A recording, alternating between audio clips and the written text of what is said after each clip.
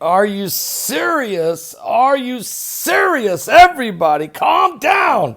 But Iran has just arrested 17 Iranian nationals who allegedly have been recruited by the CIA. According to reports coming out of Dubai, out of the United Arab Emirates, the Associated Press is reporting that the Iranians said today they have arrested 17 Iranian nationals allegedly recruited by the Central Intelligence Agency or the CIA of the United States of America to spy on Iran's nuclear and military sites, and that some of them have already been sentenced to death. They're just now telling us.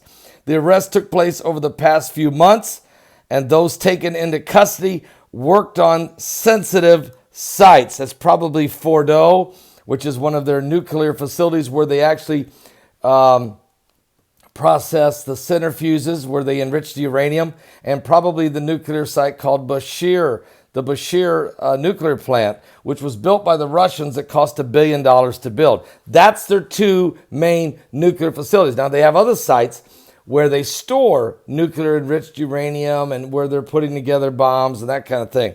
But those are the two main sites, okay? And I've been reporting on those for the last 3-4 years.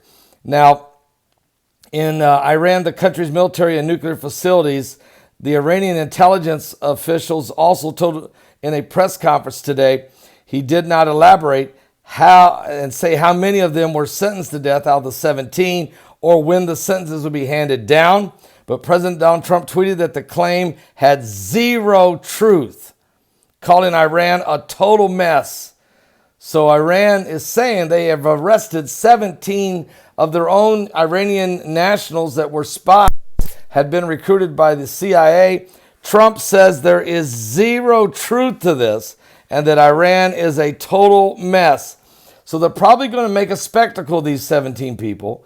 They may be totally innocent, according to the president. They may behead them even, or hang them, whatever they want to do in Iran, to make the world look like the Iranians are really being strong against the Americans and the British. But basically, they're sacrificing their own people for propaganda's sake. The announcement comes as Iran's nuclear deal with world powers is totally unraveling, and the tensions have spiked in the Persian Gulf region. The crisis stems from President Trump's decision to pull the United States out of the agreement last year and intensified the sanctions on Iran. That's not quite true. The reason the tensions is here is because they were going to make the nukes anyway.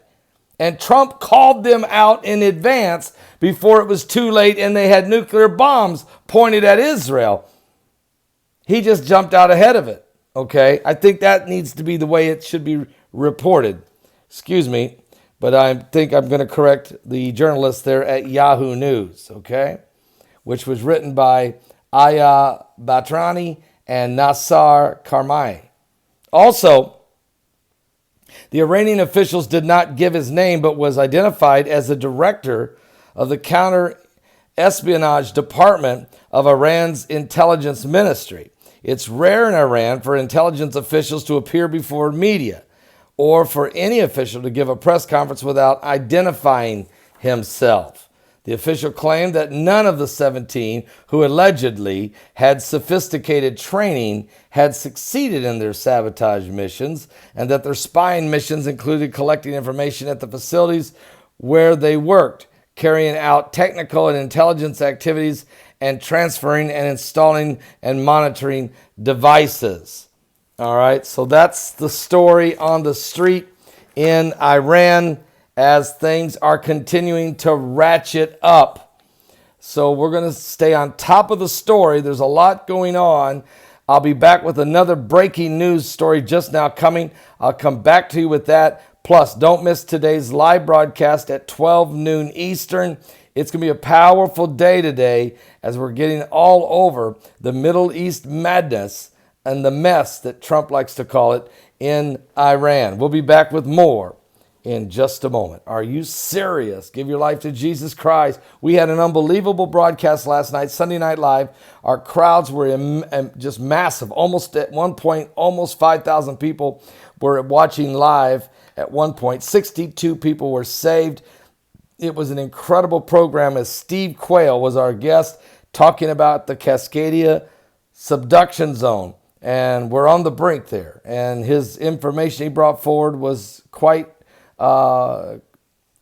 alarming and quite significant as it relates to the subduction zone, which would be from Vancouver Island in Canada all the way down to Eureka, California, Northern California. That entire subduction zone, the Cascade Fault Line and the Cascadia subduction zone. Are you serious?